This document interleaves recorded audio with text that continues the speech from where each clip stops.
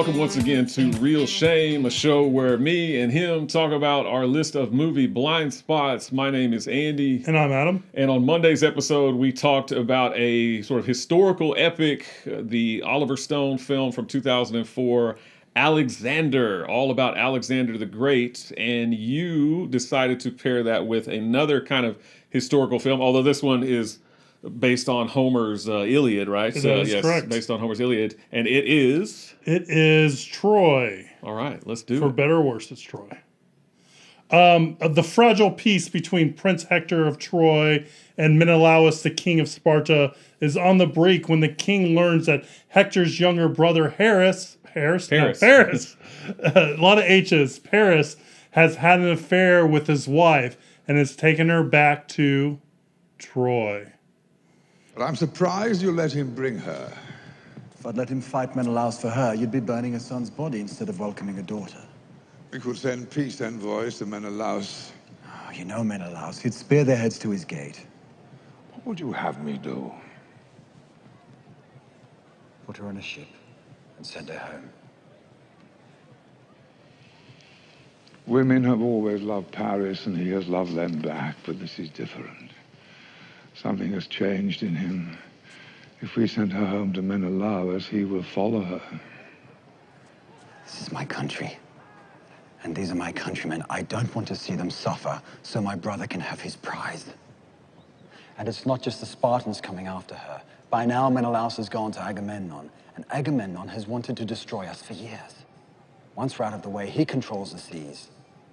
Enemies have been attacking us for centuries. Our walls still stand. Father, we can't win this war. Apollo watches over us. Even Agamemnon is no match for the gods. And how many battalions does the sun god command? Do not mock the gods. Troy came out in 2004. It is written by David Benioff. You'll be like, who's David Benioff? And I'll be like, have you seen Game of Thrones? Because Game of Thrones was created and written by D.B. Weiss and David Benioff, who wrote this movie, and it's directed by Wolfgang Petersen. Like Andy said, it's based off of Homer's epic poem, the Iliad.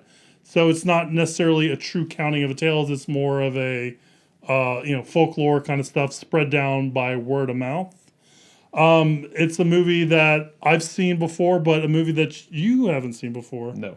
And with the one we watched on Monday, whose name's leaving me right now, Alexander, we also watched the director's cut of this one. So we've had a lot of time with ancient Greece. Yes. And the Mediterranean. So let me kick it off to you. What did you think of Troy? And if you had to rank the two, which would you rate higher? Troy or Alexander? Yeah, so I remember when Troy came out, I remember seeing the previews for it, and I was just really turned off by it. I didn't see Alexander, obviously, until recently when we watched it for the show.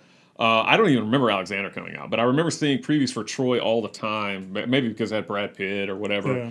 Yeah. But I just was like, yeah, that's not for me. And I had a bunch of friends that went and saw it, but I was like, I don't really care. So it's taken me this long to get around to it. And yes, we watched the whatever almost 3.5 hour long version, 3 hour 15 minutes, something like that. But based, after I watched Alexander, anything's good after that. Yeah. No, I thought this was good. It is long once again, but at least this movie, first of all, is linear. Yeah.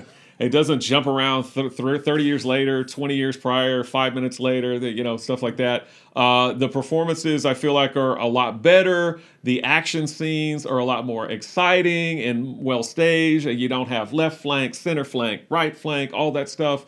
I found the movie very, very watchable, even at 3 hours and 15 minutes. I thought it was quite well done, and I was entertained. Yep. I was entertained. Are you not entertained? Yes, I was entertained. So yeah, I liked it overall. Brad Pitt was a badass as Achilles. Yeah. He has his go-to kind of jump stabby move, which he does, his finisher. Yeah, as you said, I like that. But yeah, no, I enjoyed this film overall, and I think even apart from watching it, Alexander be damned. I still think this, this would have been a good film, but I think it was especially good watching it kind of a few days after watching Alexander. I was like, woo, that was a good kind of palate cleanser. Yeah. So, what about you? So you say you've seen this movie before? I have, Okay. but you've echoed my sentiments exactly Yeah. the way I feel. Exactly word for word, everything you said. It shines so bright when compared to Alexander. And at the end of the day, like, you care about the characters. Like, it goes into the battlefield and you care about Achilles and the men he's leading. I don't remember what they call those men. But I'm not gonna even try to say the name. The butcher. And you care, and you find out there's like infighting between Agamemnon and Achilles and all this kind of stuff. And you so you care about the people, and you care about Hector and Paris and the Pyrrhum, who played by Peter O'Toole. And so you kind of get these people in here. So when the battles happen, you kind of care about what's going on. Yeah. And I think it kind of curtails the big battle thing because, the first fight you see, you kind of learn that, Agamemnon can kind of go, you get your best fighter, we'll get our best fighter. And if they win, the battle's over. And then it kind of narrows the scope a little bit and you can kind of focus on these two characters, which I think does a great, helps the story along and does great things in the movie kind of context and stuff. But yeah, I think a lot of it just shines because I watched it so close to Alexander. I think it's good. I don't think it's like a great film. It's no like, I would put like maybe a historical epic, like Gladiator, probably one of the bigger ones that I like a lot on here. I want to put it that high. It's really polished, and I think that's a good thing and a bad thing. For it felt like a Hollywood blockbuster, but I liked it a lot when compared to Troy. I do like Brian. I was gonna say Brian. I like Brad Pitt's fighting style. Like, I think it looks cool and looks interesting, Yeah. and He looks like a badass. Yeah, it's totally dynamic on the screen. Like, it's cool looking, and it feels like you can see why this guy is like a worthy a person, or not a worthy person, but you can see like why he's like a person to be dealt with, like why he's such a great fighter, because the way he fights is so dynamic and all that kind of stuff. And they set him up like to fight this big, like, he looks like the guy from like the big German dude from the Last Crusade or whatever. He just walks up and just like takes him out with one hit. So they set him up, and so I think that does it a lot. And I like Eric Bana and I like Orlando Bloom. I don't think they shine or stand out, but I think they do well in their roles. And it's really interesting how much Orlando Bloom looks like Eric Bana in this movie. Like, they do look brotherly.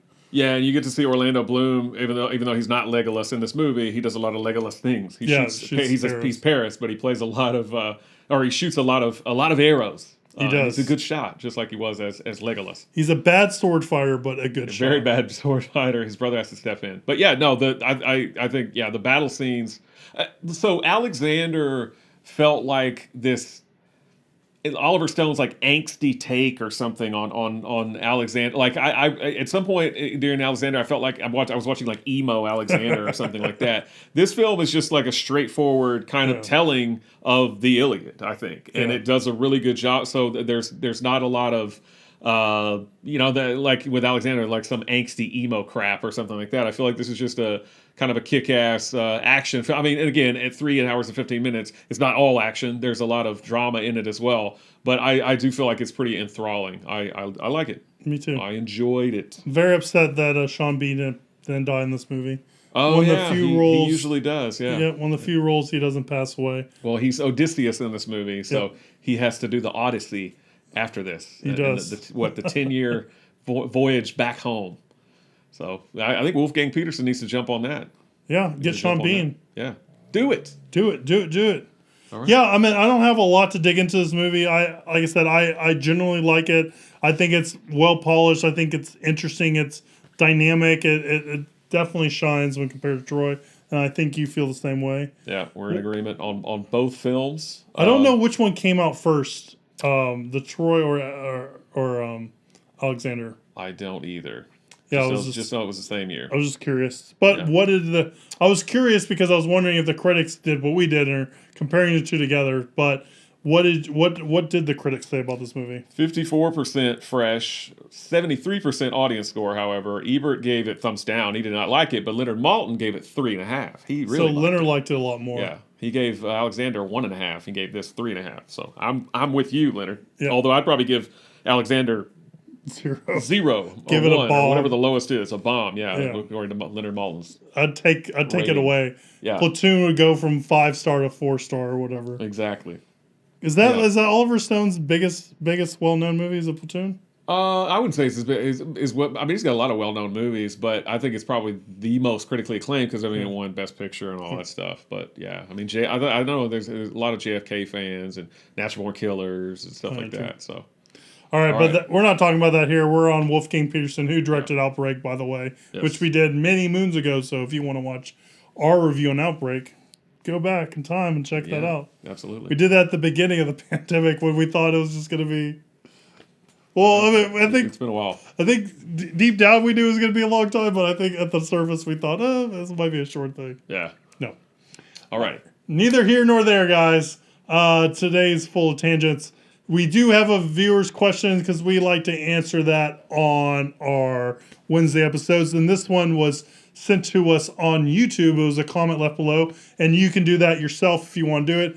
And it was our favorite Jackie Chan fight scenes. So we're both big Jackie Chan fans. I think you've seen well more movies of his than I have. But, there's a couple, he's known for his stunts and his fights, and there's a couple that kind of stand out in my mind, and I'm sure there's a couple that kind of hopefully stand out in your mind. One or two? One. I mean, the answer to the question, yeah. All right. Well, I'm gonna give it a dark horse or a runner up, okay. And I like what he does in Rush Hour.